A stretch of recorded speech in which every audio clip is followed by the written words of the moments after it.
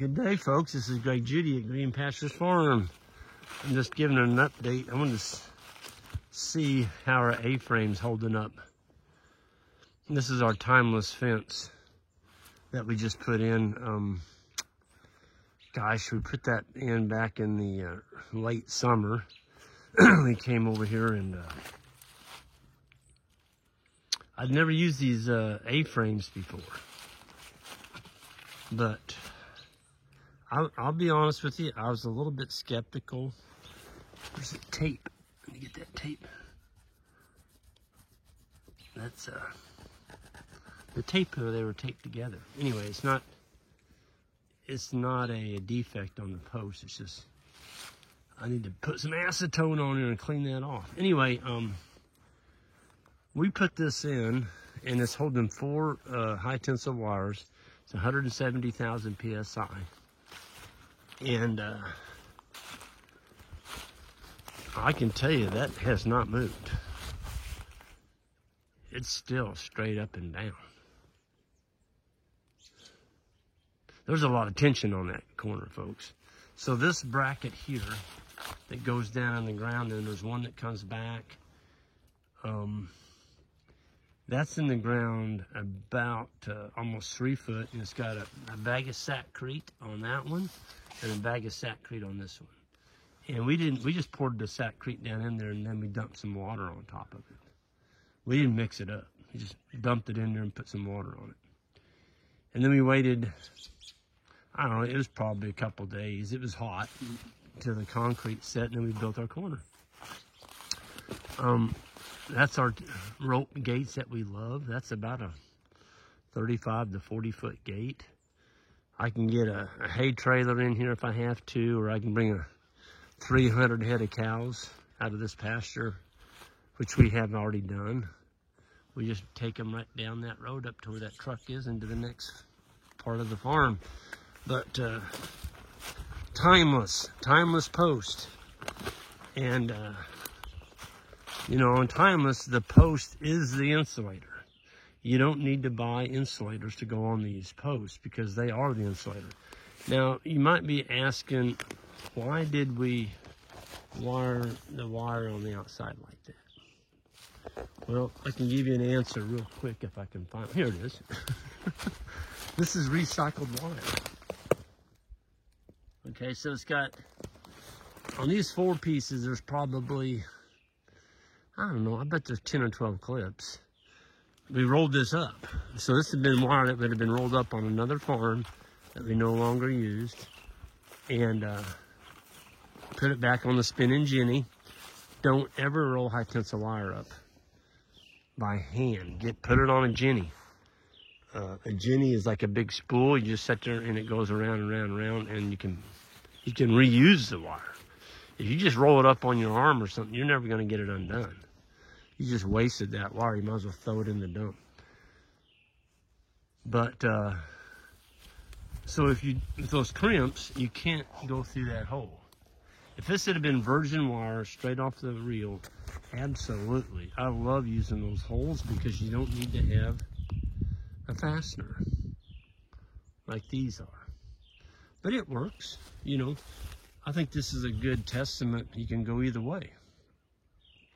If you're gonna wire it on, make sure you wire it on the thick part up here, okay? Put your wire on the front, so if a deer or something hits it, that wire is not gonna rip through all that. Folks, these posts, I mean, look at that. That's what makes them so beautiful. When deer hit them, they flex, and they don't break off. I had a tree fall on one of these in an ice storm. I mean, it hit it right here and bent the whole thing over on the ground. And it was 2 weeks before I got that tree cut off because we had a lot bigger issues going on trying to keep the cattle and sheep and hay and we were without electricity for 3 or 4 days. It was a brutal ice storm. Anyway, I cut it off and I'm like, well, that post is ruined. I'll probably have to pull it. Came back and I started noticing that darn post started going like this.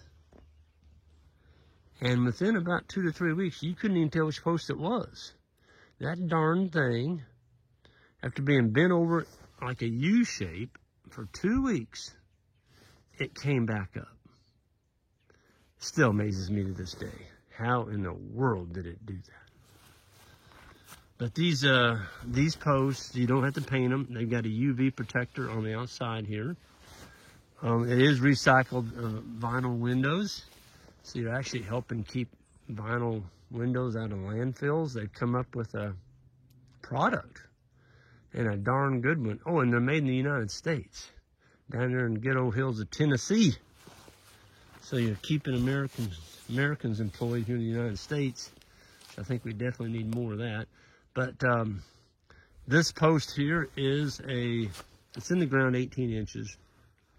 I've got 4 wires, and so I'm setting, measure here on my belly. I don't have a tape measure with me, but it's 46 inches. So that top wire is right at 45.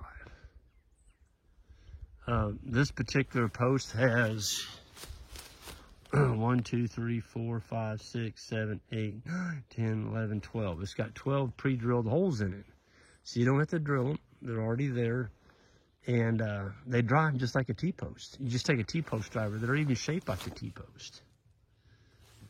And they're sharpened on the end. And they have a tag. You're not going to be able to see it. It's on the other side. There's a tag there on that post. When that tag hits that ground, that's your depth gauge. Don't drive it any deeper. Because if you take it down to where this hole right here is touching the ground, well, now if something hits it, you've got that hole with the ground and it bending. It has a lot better chance of damage. I love this fence. I mean, look at that up through there. Isn't that pretty? This is a lease farm, by the way. We put this in. And this is Marshall's. This is Marshall's. His one daughter was able to keep it, and she's like, Greg, I know Dad would want you to be on this farm, and we don't ever want to sell it. We've got plenty of shade on this farm, and so I'm going after these honey locusts right here. Matter of fact, I may get them when I quit filming, because I do have my stuff with me. Be a good project for this morning. It's a rainy old morning. Look at that booger. There's 3 of them right here that I can see. There's 4. Not too many. I've worked on them once. Yep. It's a beautiful farm. It's 160 acres. Between Steve and Cindy and Jan and I, we were able to buy the other 80 because the other daughter got in trouble financially and she had to sell it. And we were able to buy it. So, yeah. I know Marshall would be tickled to know that his farm is not growing houses. And that's what's happening across America, unfortunately. Yeah. The kids inherit it. They don't want anything to do with the farm. They just want the money and they sell it. And there's developers that are more than happy to buy it and put houses all over it, and it'll never grow food ever again. Just houses. So this is the old mobile home. I got a cutting torch. That's another job. I didn't want to do it while it's so dry, but I'm gonna bring my cutting torch over here. I'm gonna chop that dude up. It looks bad. Somebody said you can sell those axles. I don't know. I just want to get rid of it. If somebody wanted it, I'd give it to them. Just come over and cut the darn thing up. But Johnny, Johnny took his track hoe and he ripped that that deal off of there, the old mobile home. It was bad. It was real bad. It didn't even have any walls on it hardly, and stunk. It was just nasty. And Johnny done a number to it, but I still got this thing to get rid of. You can tell the mobile homes aren't made very good. They're not made very stout. I mean, look at that. That's what they are. They're temporary housing. Anyway, better than a tent. better than a tent. I tell you what though, folks, these A-frames and the timeless posts, if you're getting ready to buy a farm, and I always tell everybody, if you're gonna run livestock, make sure you have a fence. Folks, our cattle are broke really well to hot wire. If this fence was along a major blacktop or highway, I would have went with the 5th wire, even though our cattle are broke. We're here on a gravel road. I mean, the fence that was here for years, you could almost walk through it. It was bad. It was really bad. It was an old barbed wire fence, and it kept cattle in. This is the Taj Mahal right here. But if you're going to build fence and you're thinking about building high tensile, do not use steel post. Absolutely don't do it. Folks, I'm telling you, don't do it. That's stupid. Because every steel post is a ground rod. And people say, but Greg, that post right there, you know, it's expensive. Well, from there to there is 30 feet. 30 feet. You're going to have to put at least 1 or 2 more steel posts in there. They're not expensive. When you look in the savings, I mean, look at that. From there down to there, that's closer to 40 feet. You don't need as many posts. You don't need as many posts. And they're not conductive.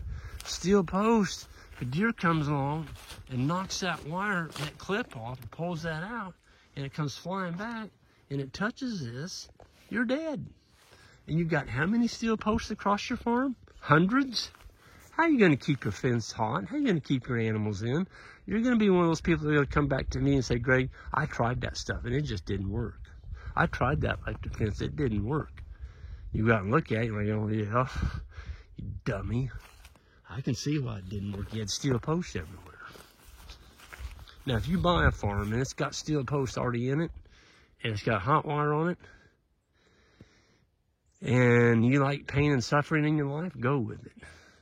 But I promise you, someday there's going to be something hit that. And you're going to come home at night and you're going to have your neighbors calling you, Greg, your cows are over on our farm. It's because your fence isn't hot. There's too much liability for animals to get out there on that road, and people are all in a hurry today. They're all driving 60, 70 miles an hour. Even on gravel roads, they're hitting 60 coming off that hill right there. This is gravel. But they got a nice straight shot, and they'll do 60. And if you got cows out there on that road, you're in Missouri, you're going to get sued. In Nebraska, that's an open range state. It's your fault if you hit a cow. I couldn't believe that. That's what they said.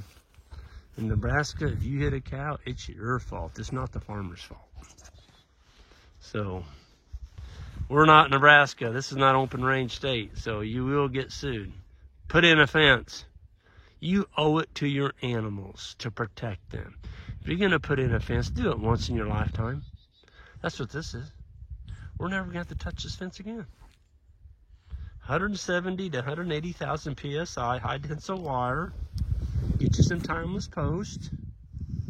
And I do have to give a plug. I am a timeless fence dealer. I get a small commission if you mention that you saw this video, which I wish you would. I don't mind promoting a product that I use, and I am 100% sold on it. And if there was a better post out here, folks, I'd be using it. But they're not. They're not out there. This is it. I like doing things once and knowing that when I get done, it's the best fence made with the best post made in the world. Timeless.